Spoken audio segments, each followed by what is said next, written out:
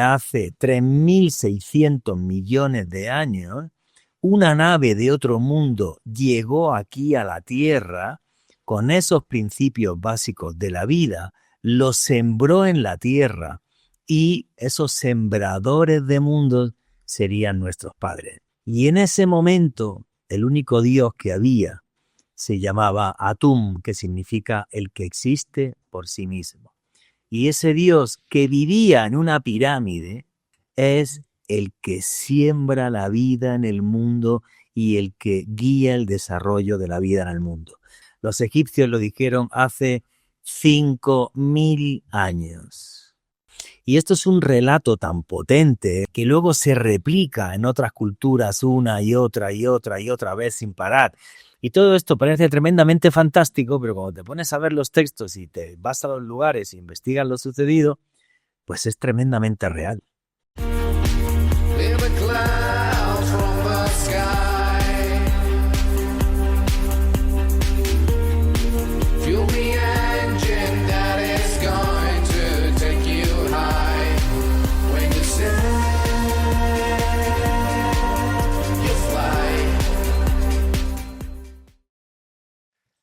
Sean muy bienvenidos y bienvenidas a La Verdad que se Desvela. El día de hoy nos acompaña Juan Jesús Vallejo, quien se ha dedicado a investigar a profundidad la real esencia de la historia que fue, de alguna manera, intervenida o no por algún tipo de raza extraterrestre o al menos externa a la nuestra que ha influido en todo nuestro devenir. Nos lo va a contar a detalle y quiero decirles que no solamente Juan ha investigado a profundidad histórica todos estos hechos, sino que ha estado en los lugares de origen siendo testigo y pudiendo comprobar él mismo ciertas hipótesis que ha desarrollado a través de su investigación. Juan, muy bienvenido a La Hora que se Desvela. Es un gusto tenerte en este espacio. Gracias por estar aquí. Hola, buenas tardes, amigo. ¿Cómo estás? Feliz de estar aquí Muy en tu canal de YouTube. Muchísimas gracias, Juan Jesús. Mira, yo te escuché y a mí se me hizo interesantísima toda tu explicación, porque ya sabemos que hay teorías que nos han impuesto o de alguna manera metido en el estatuto de la programación convencional. Y una de estas es el origen de la humanidad. Ciertas teorías como la darwiniana. Podríamos, según tus investigaciones, Juan, decir que esta teoría podría ser bastante cuestionable de acuerdo a la influencia de otras inteligencias sobre nuestra propia raza. A ver, una cosa es la teoría de la evolución de las especies de Darwin y el hecho de que las especies pueden evolucionar, y yo creo que de eso poca duda hay. Y otra cosa distinta es que la teoría de la evolución de las especies de Darwin pueda explicar el origen de la vida y cómo surge la vida. Eso es Exacto. muy distinto, Ujú. ¿vale?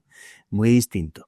Entonces, sobre el tema del origen de la vida, que hay una cantidad de incógnitas tremendas, pues hay que decir que en 1953 unos científicos norteamericanos intentaron replicar los componentes esenciales de la vida. Lo hicieron en una serie de probetas y pusieron gases esenciales como metano y otro tipo de elementos químicos, y a eso le tiraron rayos y le pusieron diferentes temperaturas y hicieron mil vainas y no obtuvieron absolutamente nada. A partir de ahí, aunque viene de más atrás, se empezó a hablar de la teoría de la panspermia, la posibilidad de que el origen de la vida en la Tierra fuera extraterrestre, en el sentido de que viniera en el hielo de un cometa, vinieran esas primeras bacterias o esos primeros componentes básicos de la vida, y eso cayera al océano y se crease una sopa primordial de la vida. Esto es una teoría que tiene mucho más de un siglo, la teoría de la panspermia, que luego se va poniendo de moda a partir de este experimento del año 53 y que a día de hoy muchos biólogos defienden, porque no hemos podido replicar en ningún laboratorio esa sopa primordial de la vida utilizando componentes químicos básicos esenciales. El tema de todo esto es que luego hubo un señor que se llamaba Kirk de apellido, que es el que descubre la doble hélice de ADN junto con otro señor, no recuerdo ahora mismo el nombre. En fin, pues estos dos señores les dan el premio Nobel de Medicina en los años 60 por descubrir la doble hélice de ADN. Y uno de ellos, Kirk, es el que años más tarde, en concreto a principios de los 70, en una revista que se llama Ícaro, publicó un artículo diciendo: la cadena de ADN es tan compleja y además no hay nada anterior a la cadena de ADN, sino que aparece de repente. Creo que era Francis Crick, si mal no recuerdo el nombre. Bueno, como no había nada antes de la cadena de ADN, ni hay una evolución para llegar a esa cadena de ADN, él es el que defiende ya no solamente que el origen de la vida sea extraterrestre, sino que además haya sido llevado por una inteligencia extraterrestre. Ojo, premio Nobel de Medicina. No lo digo yo, lo dijo él, lo escribió en la revista Ícaro. Y además de esto, él nunca se retractó, murió defendiendo esto, algunos científicos incluso le apoyaron. Entonces empezó a hablar de panspermia dirigida. Pero claro, esto es más fantástico de lo que yo te puedo contar en un principio, porque además lo que defendía Kirk es que hace 3.600 millones de años una nave de otro mundo llegó aquí a la Tierra con esos principios básicos de la vida, los sembró en la Tierra y esos sembradores de mundos serían nuestros padres. Repito, lo dijo un premio Nobel de Medicina. Claro. El señor que descubrió la doble hélice de ADN. Juraría que decodificar el ADN humano creo que costó más de 100.000 millones de dólares, ¿vale? La broma, porque es tremendamente complejo. Entonces, eso es lo que defendía Kirk. Y Kirk además lo que defendía es que habría llegado aquí una nave de otro mundo. Él se lo imaginaba más con robots y cosas así, que con seres de otros mundos que llegaron hasta acá. Pero, claro, es algo tan fantástico que uno piensa que dos locos como tú y como yo, tomando un día 2 cervezas, nos inventamos la historia. No, fue un señor al que le dieron un premio Nobel de Medicina. Ahora, eso es la controversia científica, donde hay implicados premios Nobel. Me voy a Egipto.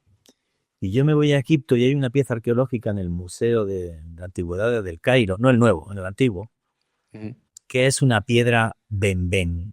Y es una piedra que está hecha de basalto y que representa un mito para los egipcios que era muy importante, que era el de la piedra benben. Ellos le llamaban la resplandeciente. Como que llegó hasta la tierra una piedra, un objeto de fuera del mundo, que cayó en el océano y que creó, una cosa que ellos llamaron el Num, el océano primordial de la vida. Y que luego Ra, con sus rayos de sol, es el que acaba creando la vida.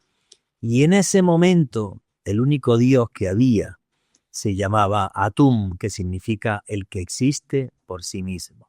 Y ese Dios que vivía en una pirámide, por eso la importancia de las pirámides, es el que siembra la vida en el mundo y el que guía el desarrollo de la vida en el mundo.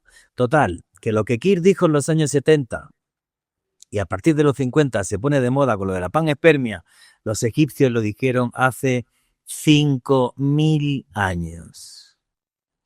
Claro. Cuando menos rarito es. Cuando menos curioso es. Claro, claro. Y a partir de ahí, Juan Jesús, se puede desenvolver una investigación que nos lleve más a fondo y que nos lleve a cuestionar muchísimo más los principios del estatuto que nos dicen que es el que deberíamos de estudiar y entender sin cuestionar tan locamente una hipótesis de este estilo, que ya queda claro que no la está haciendo alguien que no tiene idea del origen de la raza humana, pues ha estudiado a fondo el ADN, ¿no? Entonces, si viene de ahí y si después... Lo descubrió él. Claro, claro. Y si además esto de una cultura, de una de las culturas más antiguas de la humanidad, ya te está también diciendo algo, ¿por qué es entonces que la historia nunca, en ninguna manera, nos muestra estas posibilidades? Muy sencillo, porque además de la historia tienes que pensar en la ética, la religión y lo que somos como seres humanos. Y entonces, hasta hace 4 días en la historia, quien manejaba todo este tipo de hechos era la religión. Y la religión nos decía que estamos hechos a imagen y semejanza de Dios.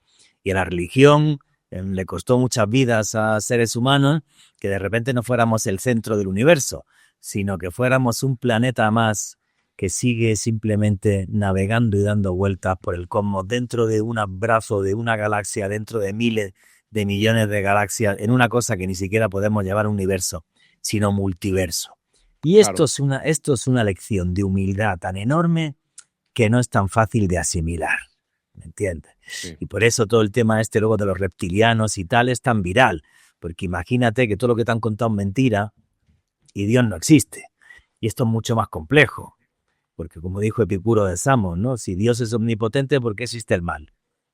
Mm. Sí, quizá ¿Entiendes? no hay solo un creador. No, habría un solo creador, ¿vale? El original. No, pero ese creador tiene enemigos.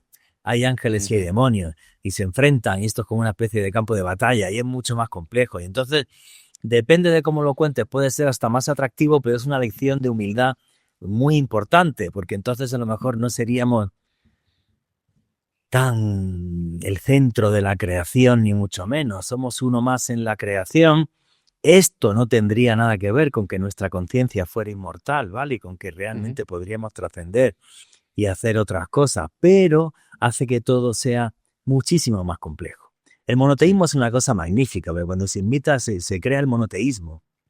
Lo hacen los judíos y lo hace Amenofis IV, Akenatón en el Antiguo Egipto y tal y todo esto. El monoteísmo es magnífico porque digamos que es una forma muy sencilla de explicarte todo. Y en la Ujú. sencillez está el triunfo y por eso triunfan las religiones monoteístas. Pero realmente lo que nos hace pensar todos estos datos que te estoy diciendo es que todo esto es muchísimo más complejo, que es mucho más complejo y que efectivamente quizás somos fruto ni más ni menos que de unos sembradores de mundos que llegaron aquí, que crearon una semilla de la vida y que luego muchísimos miles de años, no, millones de años más tarde llegaron otros seres que se llamaban los Anunnaki y así nos lo cuentan los antiguos textos sumerios y bajaron del cielo a la tierra y aquí cogieron un mono estúpido que era el neandertal y crearon los seres humanos. Y entonces mezclaron su genética con la nuestra y nos modificaron genéticamente y por eso nos dice la Biblia que somos hechos a imagen y semejanza de Dios, porque esos dioses en la antigüedad nos dieron parte de sí para mejorar nuestra genética.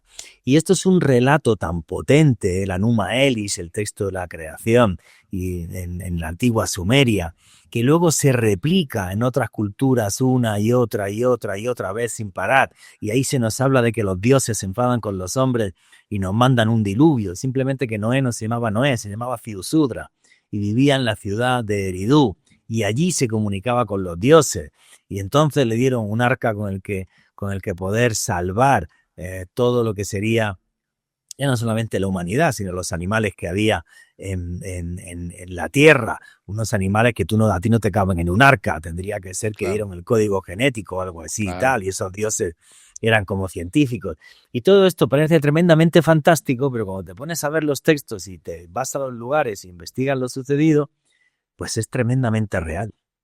Justo ahí quería llegar, Juan Jesús, y gracias por mencionar esta otra hipótesis de los Anunnakis, que yo me imagino que todo viene de estas tabletas que interpreta Zecharia Sitchin en algún momento, y entonces se desarrolla esta hipótesis, ¿no? De que llegan estos seres de otro lugar y modifican al ser que venía evolucionando en la Tierra, y bueno, se crea esta otra cepa un poquito más avanzada que ya da pie al humano que somos hoy, ¿no? Aquí hay dos cosas. La primera es que me llama la atención que de pronto hay muchas otras teorías en donde se dice es que nos crearon también que tenemos tanta potencialidad adentro, nuestro ADN tiene tantas capacidades, no existe un ADN basura porque todo el ADN que consideran basura, algunos científicos, está desconectado. No es que sea basura, es que no está alineado a la conexión y a la calibración que debería de tener originalmente. Me llama la atención por qué entonces dan pie a la creación de un ser que puede rebasarlos si lo único que querían era una mano de obra, según la teoría de los Sitchin, Anunnakis en la intervención. Exacto. Entonces, listo. ahí me llama eso la atención. Y luego, ya ahí sí me encantaría conocer tu experiencia cuando vas a los lugares, cuando vas a Egipto y cuando vas a todos estos puntos de anclaje en donde haces tú esas conexiones. que ya no son una fantasía, sino una comprobación. Y esto, como soy maniático del dato, estaba buscando aquí, perdona, en el celular y acerté. Es Francis Crick.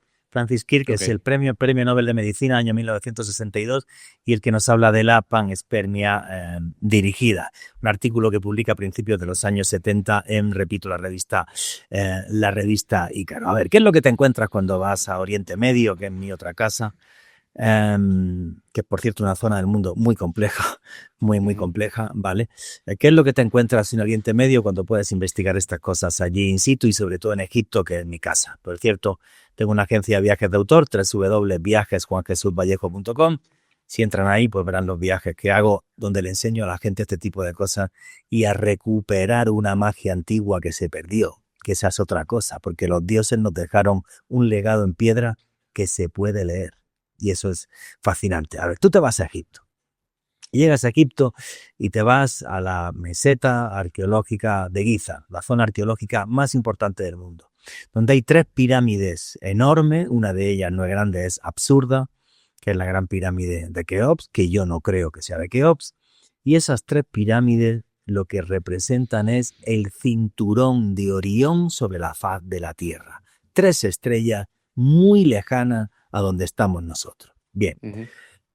Para los antiguos egipcios, esas 3 estrellas eran el Duat, la puerta que se abre al más allá, en la que viven los dioses. Que no lo escribí yo, lo escribieron los antiguos egipcios.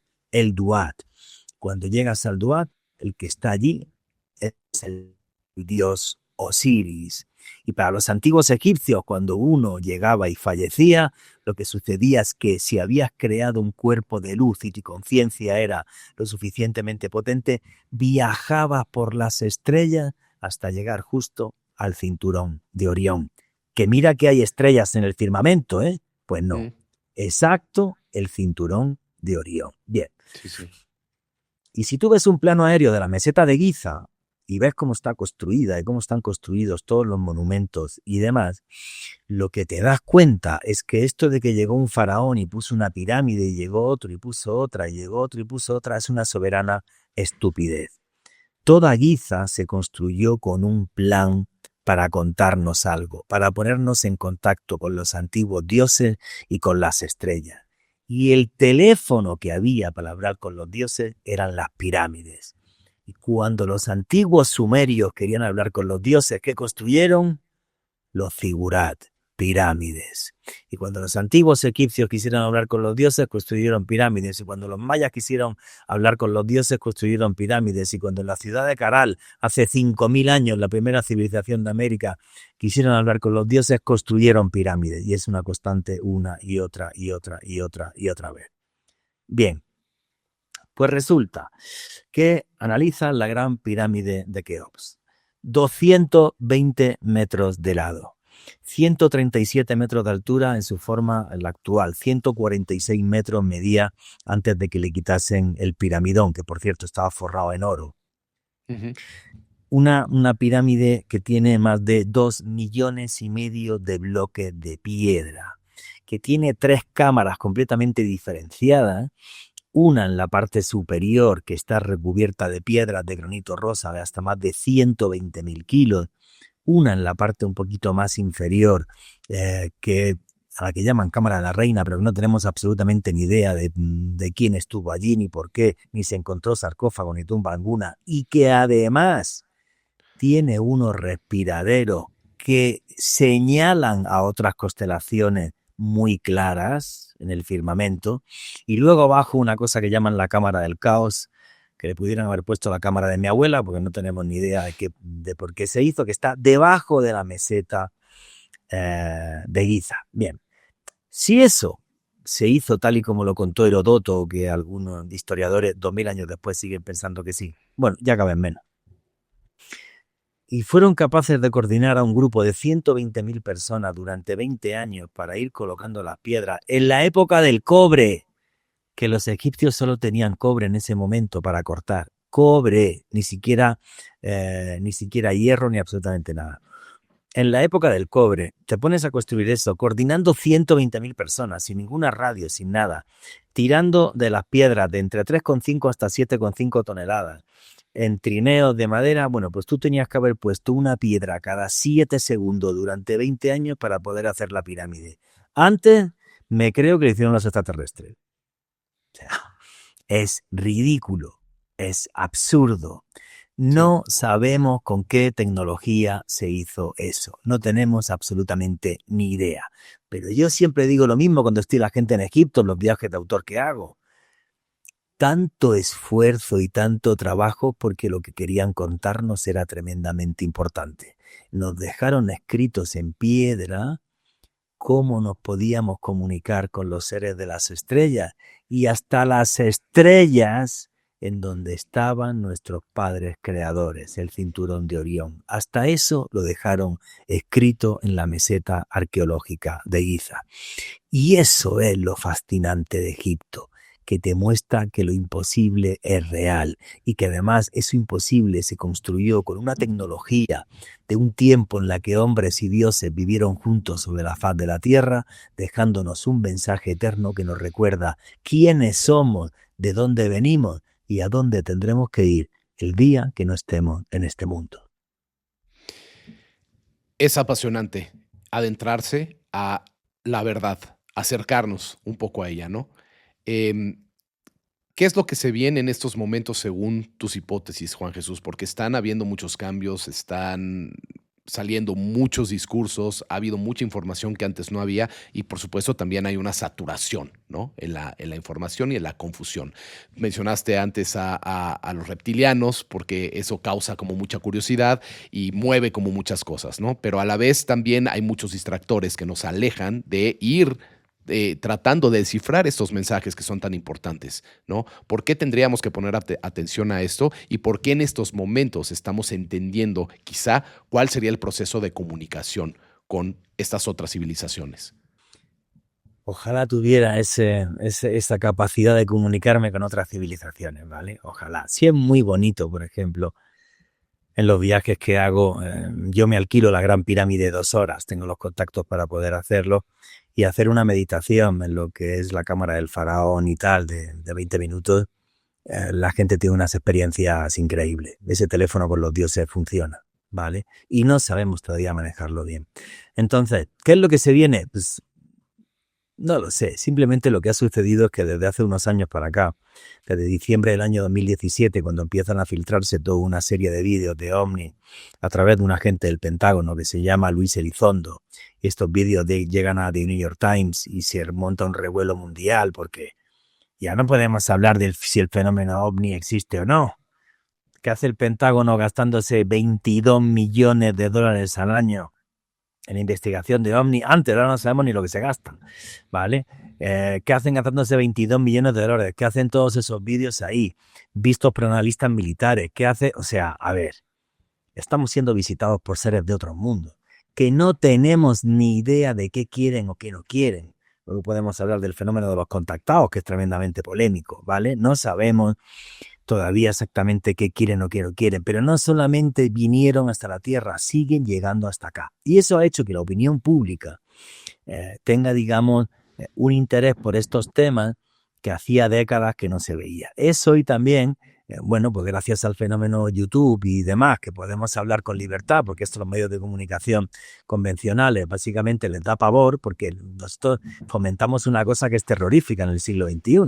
No es que hablemos de extraterrestres, fomentamos el libre pensamiento. En un mundo que está tremendamente polarizado, donde todo el mundo está a puños con todo el mundo, ¿vale? Pues no somos algo apetecible para los medios de comunicación convencionales. Por eso cada vez más todos nos refugiamos en medios alternativos, que ya de alternativos tienen poco, como es YouTube, ¿vale? Y se quedan grandes comunidades en torno a esto. Entonces, ahí el tema es ese. Nunca la opinión pública había demandado tanta información sobre este tipo de temas. ¿Vendrá en los próximos años un gran contacto? Ojalá. Yo creo que el contacto se da, o sea, que realmente intentan comunicarse con nosotros, pero es como si yo de repente intento comunicarme con un perro, con una ballena o con una hormiga.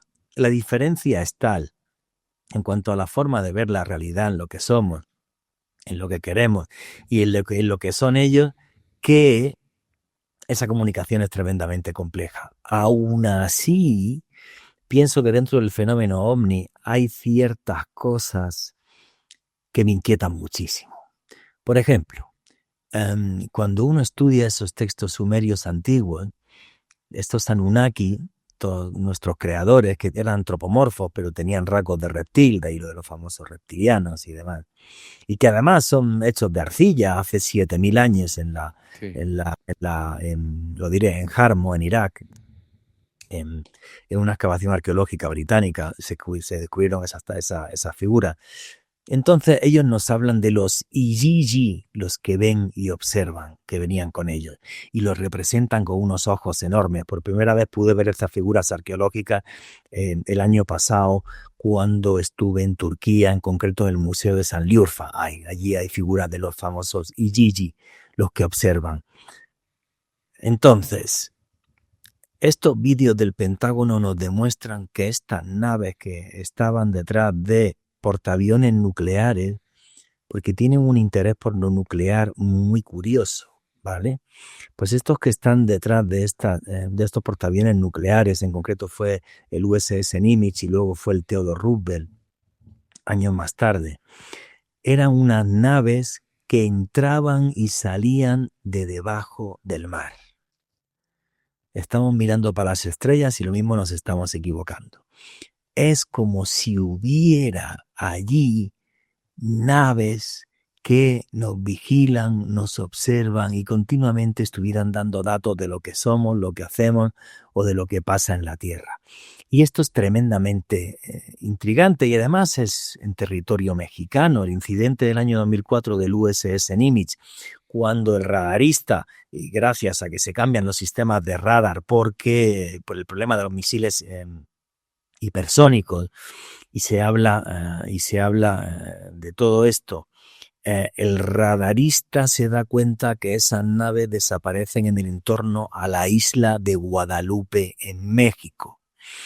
Y entonces los investigadores van hasta la isla de Guadalupe en México y le preguntas a los pescadores y les dice, ¿usted alguna vez ha visto alguna luz entrando o saliendo del agua? Sí, claro, yo, mi padre, mi abuelo, mi bisabuelo y toda la vida. Son datos que antes no teníamos. Y esto es brutal. O sea, esto es brutal. Porque realmente es posible que estos criptoterrestres lleven entre nosotros miles o millones de años. Algunos de ellos, porque yo creo que aquí nos visita más de una raza distinta. Claro. Claro, sin duda, sin duda. Dentro de tus viajes, Juanje, que has realizado, ya llevas muchos años haciendo esto y además tu agencia se caracteriza por hacerlos de esta manera, que es algo muy interesante, porque no es el simple viaje de turistas al que vas y te dicen lo mismo de siempre, ¿no? Sino son datos que realmente profundizan. Y yo voy con un egiptólogo titulado, en Egipto. No te creas que, bueno, no, me llevo un egiptólogo titulado. Sí, claro. Bien, bien, bien. Escuché también por ahí un viaje que hiciste o que vas a hacer, no sé si es en Tailandia y Vietnam, que también me parece súper interesante. A Tailandia, Camboya. Me voy ahora en el mes de... Esos viajes arrancan en marzo. Yo es que me voy al sudeste asiático desde febrero, pero investigar cosas por mi cuenta. Me voy solo, me voy a la isla de Java porque la historia del mundo está cambiando en Java. La pirámide de Gunung Padang, los estudios arqueológicos y geológicos están demostrando que tiene 30.000 años de antigüedad. Es algo rarísimo. Y además que la gente local sigue haciendo ritos de adoración bajo la pirámide, con lo cual sería el lugar sagrado más antiguo del planeta. 30.000 años. Entonces quiero ir a verlo, quiero investigar, también para abrir rutas por si el día de mañana vendo viajes allá. Me voy a la isla de Java, voy a investigar la pirámide de Gunung Padang. Quiero ir a ver una cosa que es de las cosas más locas del mundo, que tú eres mexicano, pues tú pon ahora en Google Pirámide Maya Isla de Java y te aparece una foto y pone Kandi Suku. Nadie entiende qué hace una pirámide maya en la isla de Java. Qué Es locura. una cosa de Sí. locos, tío. De locos, que no está claro ni por qué se construyó, ni absolutamente nada. La pirámide de Kandisuku. Me voy a Kandisuku, voy a ver Kandisuku también. Luego voy a ver Bali, quiero ir a Laos, a Luang Prabang, que me han hablado maravillas de este lugar. Voy a Vietnam porque trabajo ahora mismo con mayoristas que están en Hanoi.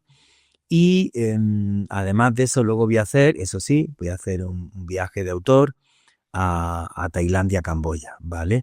Qué Em, interesante. en concreto voy a estar en el mes de abril, voy a estar en Tailandia, Camboya. Si alguien quiere información del viaje, www.viajesjuanjesusvallejo.com.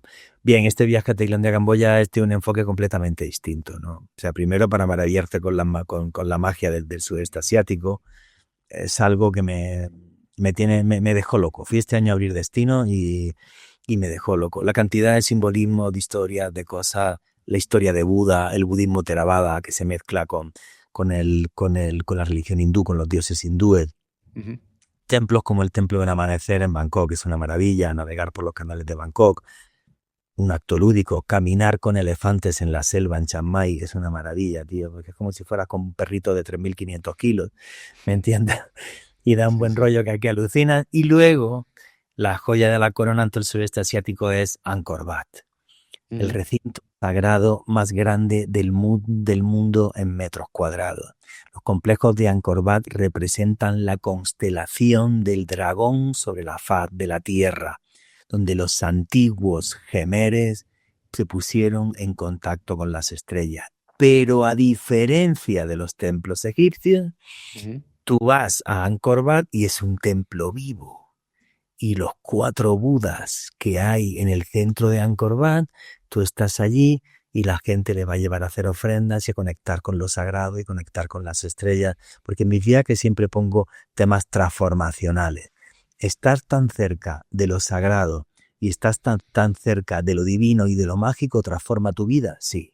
Miras a las estrellas y te miras aquí, tal y como eres. De todo esto que has hecho, Juan Jesús, debes de tener experiencias surrealistas. Me encantaría que nos contaras alguna, sobre todo en Egipto, que haya llamado profundamente tu atención por no poderla catalogar y por haber sido, de alguna manera, cuando dices, es que son maneras de conectarnos con estas otras inteligencias y que te dan la pirámide por 2 horas, yo me imagino que ahí tienes acceso a algo único. Mira, eso es muy loco, tío. Porque cuando yo empecé con esto este año, es el primer año que yo pues pude tener los contactos para pagar, porque hoy es pagando, ¿vale? Em, Pagando los permisos al gobierno egipcio para que me dejen la pirámide, la gran pirámide, 2 horas, y empecé a guiar meditaciones con grupos en la cámara del faraón, que yo siempre le digo a la gente igual, ¿no? O sea, cuando hacemos una respiración, se llama pranayama, todos nos relajamos, tu corazón empieza a latir más lento, empezamos a repetir un mantra, una vibración, una frecuencia, un sonido, y cada uno es libre de pensar en lo que quiera, aunque yo siempre le digo a la gente, intenta ver más allá de la oscuridad. No sé cuántas personas ya, lo que me ha pasado, lo que tienen son visiones de vidas anteriores. Mm, Y a mí también me pasa. ujú. No me preguntes por qué, porque no sabría responderte. No sabría responderte. Pero todo o muchísima de la gente tiene visiones de vidas anteriores. Se ven como eran en otras vidas. Y luego me lo cuentan, pues yo eso algo como es tan privado, no quiero que la gente, ni hacemos una reunión de grupo y la gente cuenta, es algo tan privado que el que quiera cuenta, el que no cuenta, yo no le pregunto a nadie, ni nada, pero la gente se me acerca, lo comenta y yo lo he vivido. Entonces es algo que me parece tremendamente curioso. Porque uno se metía allí, yo me metí allí pensando en, no sé, conectar con seres de las estrellas, pues no, lo que veo son vidas pasadas. No me preguntes por qué, porque no lo sé. Es como si el concepto hindú de la vida, el samsara, un eterno ciclo de creación, de destrucción, y es como si nuestro alma estuviera dando vueltas por este, creo, y otros mundos. Entonces es curioso porque la gente ve su vida pasada en este mundo. Eso es algo que no puedo explicar, que no puedo entender, pero que es completa y absolutamente real. Y no precisamente se ven en Egipto, ¿o sí? No, lo que me ha pasado en Egipto no me ha pasado en ningún lado. De esa forma no me ha pasado en ningún lado. Pero cuando la No. gente ve En, esas en la, vidas en la, pasadas, ¿se en ven la, en ahí? la, no, no, no, no, no, no, no se ven en Egipto, que va. Ok, Por ok. ejemplo, la última vez que yo hice una meditación, yo me vi en el desierto del Sáhara, me veía con una especie de túnica, algo así como un tuareg o algo así, me veía con niños, lo que yo entendía que eran mis hijos. Tienes así como flashes de imágenes que tampoco me dicen más, simplemente tienes sensaciones. Yo sé que estaba muy feliz con mis hijos, estaba en el desierto, estaba allí, pero ya, y es muy bonito porque no lo puedes explicar, pero es real. Y le pasa como al 80% de la gente que viene al viaje. Y es ¿Por algo que qué? No no lo sé. sucede en una meditación convencional estando en tu casa. No, Es el lugar, es el lugar. ni si yo te llevo a otro sitio de Egipto a hacerlo, tampoco. Ok. Es la gran Te lle- pirámide. sí, es en la Gran Pirámide. Si Ya. yo consigo un templo que tengo mi forma de hacerlo, que no es muy legal, pero lo consigo para hacer cualquier cosa, no te va a pasar. Solo Qué allí. curioso.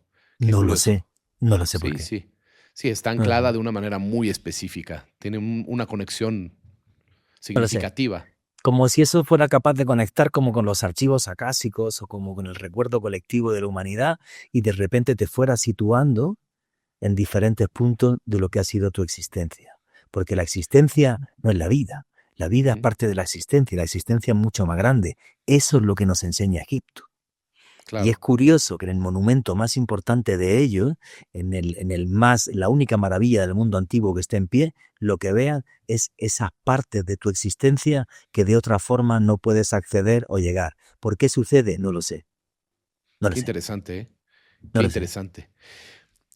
Juanje, ¿qué has confirmado estando en estos lugares? Cuando tú te pones a investigar, llegas a ciertas hipótesis, pero ya estás en el lugar y dices, esto me queda claro, que no hay otra manera que no me esté diciendo lo que yo intuía, o sea, lo que yo de alguna manera investigué. Para mí lo que me demuestran estos lugares es que no estamos solos en el universo. Somos parte de un plan muchísimo más grande. Hubo un tiempo en el que hombres y dioses vivieron juntos sobre la faz de la tierra. Mira, y todos en Egipto. Mira, cómo arranca, hay unas obras de Platón, el Timeo y el Critias, que nos habla de la Atlántida. ¿Cómo Ujú. arranca ese? Dice, y fue Solón el sabio a ver a los sacerdotes del templo de Sais en Egipto, en concreto en el delta del Nilo, y los sacerdotes de Sais le dijeron, antes que nosotros hubo otros que vivieron con los dioses en una tierra que llamaban Atlantis. Esa información no es griega, viene de Egipto. Viene de Egipto, que de repente hay un gran colapso, un gran cataclismo, esa isla se hunde, los egipcios lo llamaban el Amenta, la tierra de los antepasados. Y de ahí llegó una tecnología capaz de hacer cosas que se nos antojan imposibles. Por eso existen las pirámides, porque están hechas con una tecnología que no entendemos. ¿Cómo es posible que las obras más enigmáticas del antiguo Egipto sean las más antiguas? Porque tú te vas a la gloria del Imperio Nuevo, cuando gobernó Ramsés y todos esos grandes faraones, y ya no sabían hacer pirámides. Te vas al Valle de los Reyes, allí ves las tumbas. Hacían un agujero en la roca enorme, de muchos metros o de cientos de metros, ahí metían el sarcófago y tal, pero ya no sabían hacer pirámides, ni tenían la tecnología ni la capacidad para poder hacer eso. Tallaban la diorita, una piedra con más de dureza 9. Eso no lo vas a ver en ningún país del mundo, no existe. Claro, claro. Solamente en Egipto. ¿Cómo eran capaces de hacer esas tallas, de esas piedras tan duras? ¿Cómo fueron capaces de hacer cosas como las pirámides? Porque tenían el recuerdo en aquella época de esa tecnología de los antiguos dioses. Esa es mi hipótesis, ¿vale? Sí, Sobre sí, todo sí. esto. En algún momento llegué a conocer ciertas investigaciones que hablaban de la posibilidad de tecnología en base a frecuencia y vibración con sonido. ¿Tú has logrado ver si esta tecnología tiene algo que ver con ello? Que lógicamente no era como la pintan históricamente, no era arrastrando bloques, no era tallando piedras durísimas. Era una tecnología, pero más allá de maquinarias, algo te ha dado en tu investigación pistas de que estuvieran utilizando frecuencia o sonido. Para mí sí, para mí es bastante factible, ¿vale? El hecho de que utilizaran vibraciones y frecuencias no solamente para mover grandes rocas y piedras enormes y demás, sino también utilizar vibración para ponerse en contacto con los dioses. El año que viene, si Dios quiere, quiero hacer un experimento a solas en la Gran Pirámide a ver si me funciona. ¿Vale? Porque hay un grabado de la antigua Sumeria, de esa época en la que los dioses y los hombres estuvieron en contacto, donde aparece un círculo con una vibración exacta. Tú sabes que si yo pongo una vibración y pongo un papel con azúcar o con un polvo y tal, me hace un dibujo. Bueno, pues hay un dibujo en la antigua Sumeria que nos podría estar hablando de eso, pero necesito hacer un pequeño experimento el año que viene en la Gran Pirámide y llevarme esa frecuencia grabada a ver qué pasa. Bien, bien, qué interesante. No sé, sería bueno, haznos saber, ¿eh? Haznos saber el resultado.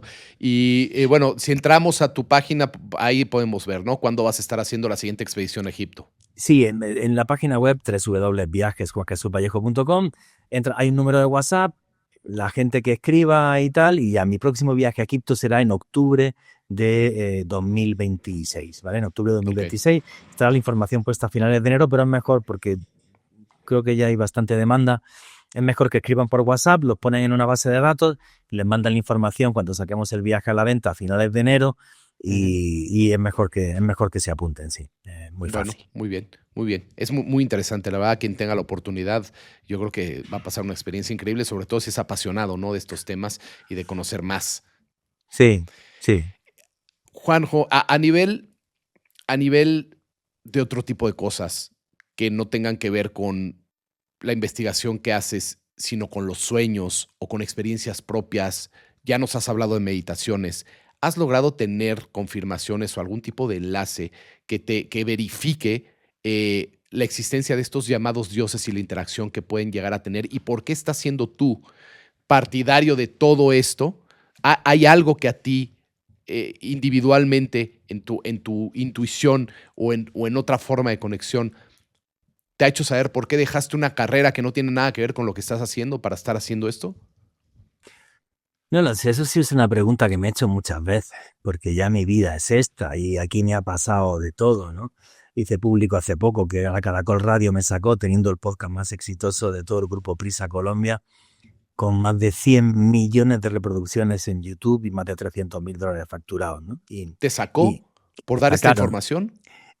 Bueno, yo estoy convencido que somos muy incómodos para los grupos de comunicación convencionales, por eso yo no quiero trabajar para más nadie, ¿vale? Ujú. Porque mis cifras no por nada eran absurdas. Podéis entrar en mi canal de YouTube, que ahora mismo se llama Oculto tras la sombra, que hay un vídeo donde lo explico y saco las cifras y tal.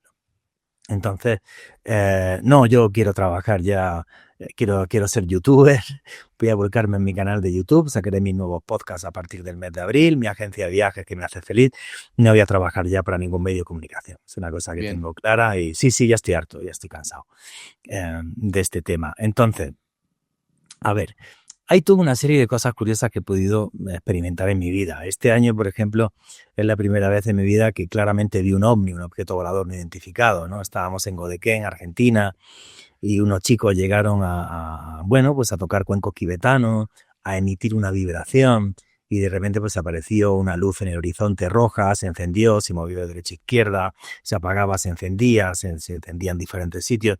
Fue como una experiencia muy bonita, ¿no? Fue una experiencia realmente muy linda. Luego he vivido cosas de que te puedes quedar loco, o sea, no sé, pues trabajando hace, madre mía, como 30 años ya casi con Juan José Benítez, con JJ Benítez, intentando traducir una serie de símbolos que había en una piedra que apareció en un avistamiento ovni en un lugar que se llama Los Villares, un pueblito de la provincia de Jaén, en España. Y me pasaron mil cosas súper locas, pues porque, bueno, pues hablé con gente de la Fundación Euroárabe y efectivamente aquello eran 3 palabras de origen bereber que no sabíamos traducir, pero que luego se pudo trabajar sobre eso y tal. Por eso estoy convencido de que están intentando como comunicarse. Sí se están intentando comunicar. Cosa distinta es que esto es muy difícil, muy complejo, pero sí que creo que se están intentando comunicar, que nos están diciendo cosas. Creo que han modificado nuestra historia. Creo que realmente, como dicen los informes del Pentágono, están obsesionados con el tema nuclear, desde que aparece la energía nuclear, están obsesionados siguiendo eso.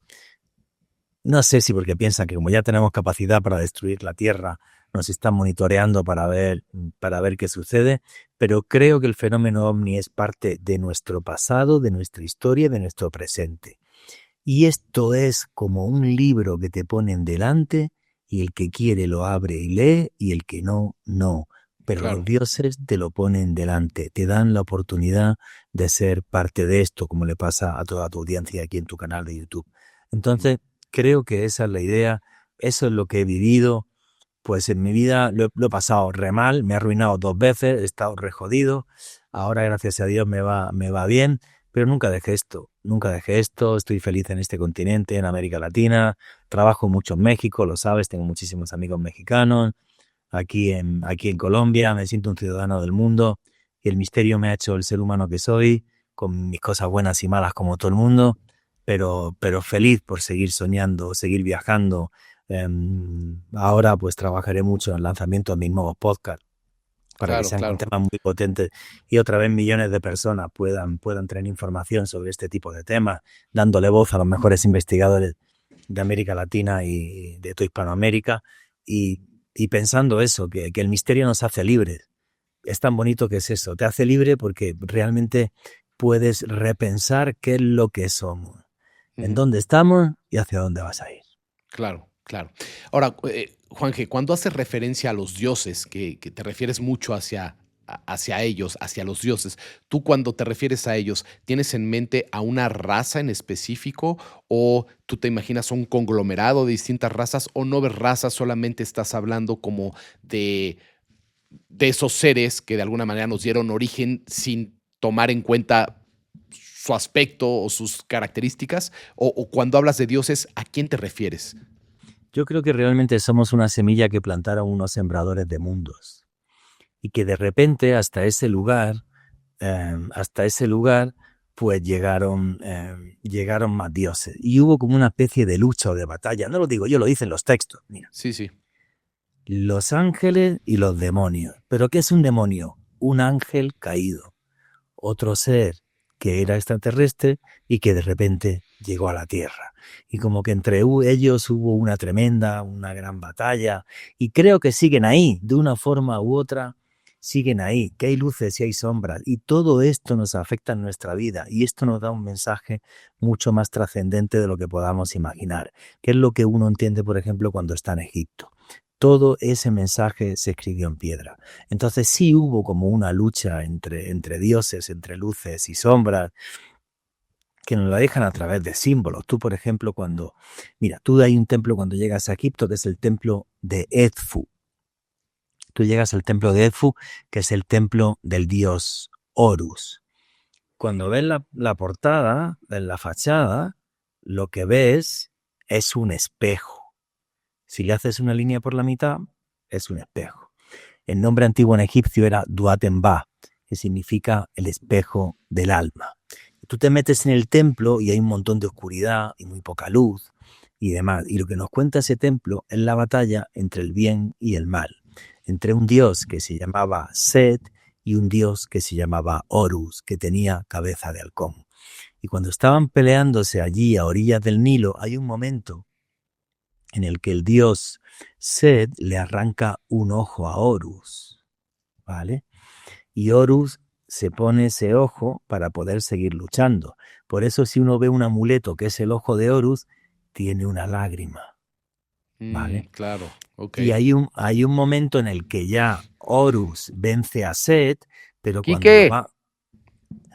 Horus vence a Set y cuando lo va a matar, se abre el cielo y Amun-Ra le dice, no puedes hacerlo, porque si Amun-Ra. lo... Amun-Ra le dice a Horus, no puedes matarlo, porque si lo matan los hombres nunca diferenciarán entre lo que está bien y está mal, entre la luz y la oscuridad. Por eso el ojo de Horus es un amuleto que nos habla, no solamente es un protector, es un amuleto de protección, nos habla de que la luz siempre vencerá la oscuridad, sino que además nos dice que todo lo que quieras en la vida necesita un esfuerzo, nada es gratis, a los dioses hay que llamarlos. Por eso el ojo tiene una lágrima. Yo en mis viajes enseño a la gente a ser iniciados, a saber leer los símbolos mágicos que nos cuentan la historia del mundo y nuestra vida sobre la faz de la Tierra. Esa es la Bue- idea.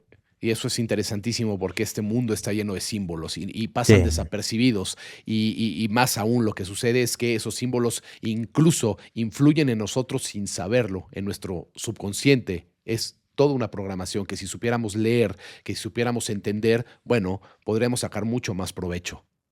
Sí, efectivamente. O sea, nos dejaron todo un mensaje en piedra que es magnífico, repartido por los 5 continentes. Toca ir y verlo y leerlo, pero es precioso. Eso es a lo que me dedico gran parte de mi tiempo y me parece tan bonito, es tan bonito. No, no lo es definitivamente nada como estar en los lugares, ¿no? De origen para poder ser testigo directamente y sentir, ¿no? Y esas experiencias que nos cuentas de la Gran Pirámide, qué lindo, qué bonito poder llegar a tener alguna de esas experiencias y bueno, pues la gente que pueda tener la posibilidad, pues adelante y además decirte a ti, desearte todos los mejores deseos en tu nuevo emprendimiento, en tu podcast. Enhorabuena, Juanje, es momento de ya no trabajar en el sistema, No, es no, momento de no. tratar de tomar otras cosas para nosotros proyectar lo nuestro y no estar limitados, ¿no? Por estatutos y burocracias. Entonces, enhorabuena, te va a ver muy bien, va a ser algo muy exitoso y aquí ya siempre tienes a tus amigos en México, a tus amigos en Latinoamérica, en Europa, entonces, bueno, no me queda duda que va a ser todo un éxito. Y nada, agradecerte muchísimo la intervención del día de hoy, agradecerte toda tu información, tu conocimiento, la oferta para poder visitar estos lugares de mano de alguien que te pueda dar una guía distinta, que no sea la típica guía de turista y pues no sé si desees cerrar con algo este episodio. A decir a la gente que piensen que el mundo es mágico, que el mundo es maravilloso, que está lleno de luz, viajen lo que puedan, sea conmigo o no, sigan documentándose, sigan leyendo, sigan aprendiendo, porque los dioses nos dejaron un legado que merece la pena ser redescubierto, porque así entendemos cuál es nuestro papel en el universo. Repito, sea conmigo o no, sigan viajando, sigan documentándose, sigan viendo podcasts como el tuyo, porque eso nos hace mejores personas. Por supuesto, a seguir adelante con la información y estar abiertos, ¿no? Y receptivos para poder discernir y expandir, que es lo importante. Juanje, muchísimas gracias por estar el día de hoy con nosotros. Te mando un muy fuerte abrazo hasta Colombia y cuando vengas acá a México nos vamos a echar unos tacos. Seguro, unos tacos y una buena chela. Venga. Órale, cierto hermano. Cuídate mucho, saludos. Venga, hasta Hasta luego. luego. Chao, chao, chao, chao. Bueno amigos, esto ha sido todo. Tratemos de entender que históricamente las versiones que se han manejado, las versiones convencionales, nunca han sido tan sinceras con nosotros como lo pueden ser ahora la información que podemos recibir y podemos ir estudiando para llegar nosotros solos a la verdad, porque si no lo hacemos nosotros mismos, nadie lo va a hacer por nosotros. Esto es parte de este proceso y es parte de esta expansión hacia esta verdad absoluta que sí que existe, pero que estamos incursionando hacia ella y cada vez nos acercamos más. Sin más, nos vemos pronto en el próximo episodio. Bendiciones. In the clouds from the sky.